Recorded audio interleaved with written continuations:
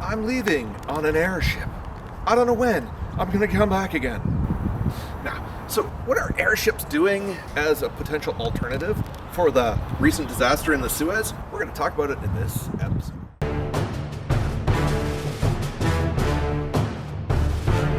The Humble airship. If you remember the Zeppelin and how the Zeppelin disaster kind of killed the airship industry.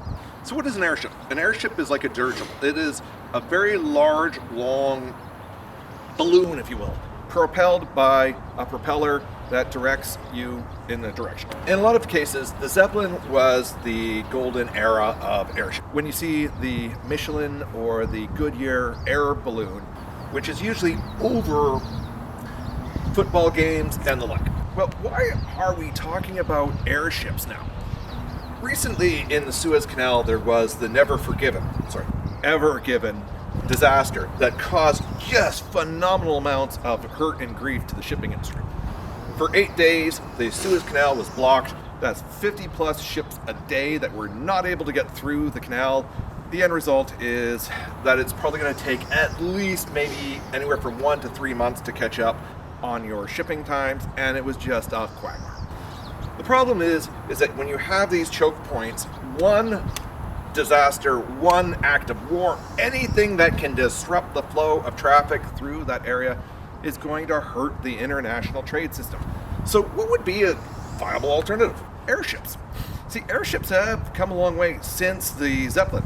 There was many decades where they were ignored and kind of forgotten about. But today, a lot of people are putting in efforts to revive the airship.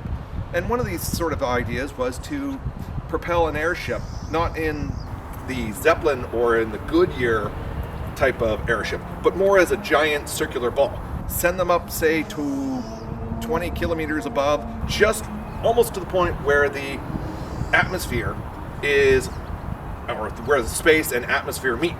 Why is that? Well, one idea was to basically create low orbit or high altitude receivers for internet, Wi-Fi, what have you. So to create low cost, low maintenance satellites, pretty much. That was one idea. But now they're seriously thinking about using airships in a new way. So for instance, when you have a small ferry that can only fit so many people between, say, an island and the mainland, well, why not have a low-flying airship that can get, say, 30 or 50 people per ship across? It's like a gondola, but without the need for cables and what have you. And now they're starting to seriously think about using airships to handle TCUs, or transport container units. When you look at a transport container unit, it's about 55,000 pounds fully loaded.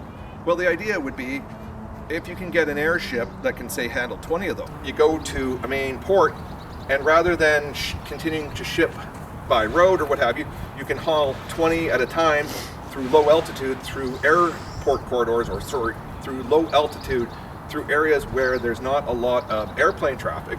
You could probably cut a lot of fuel costs. You could cut a lot of transport time for transport, but doing this on a much higher scale. So when you think about it, if you're able to, say, get your containers at the Port of Vancouver, the Port of Seattle, the Port of San Diego, you load, say, 20, 40, 60 of these shipping containers on, and rather than having a 20,000 TCU unit, you can then ship it across to, say, Indonesia or into mainland China and go from, say, Shanghai, go all the way to Wuhan or to Xi'an or to a major city inland without having to stop at a port to unload these containers.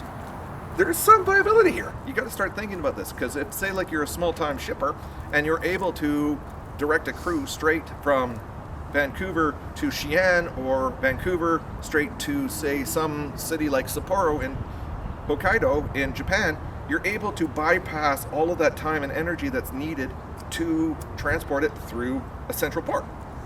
The issues that would come with airships. Well, airships a lot of the time are using helium. Helium is in short supply, so you've got to start thinking about how to get enough airlifting capacity and enough gas in your balloon or into your lifting cradle to lift the weight of this material up. And then you have to also worry about things like errant wind and so on. So this is why weather would become an issue. Weather would be an issue. fuel costs, lifting capacity, crew. You probably only need maybe 5 to 6 people on your crew. But the reality is that airships could be a much more convenient and more efficient system of transporting your cargo. It's something to think about as a viable alternative than, say, when we have a disaster like the Never Forgiven and a major shipping point is choked.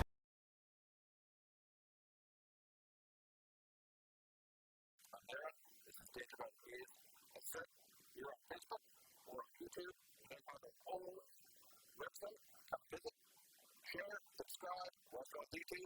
We're going to have our own blog soon. All of this is going to be available. Share with us, join with us. Let's make these videos viral in a good way, not a bad way, like a certain virus we don't want to talk about. See you later.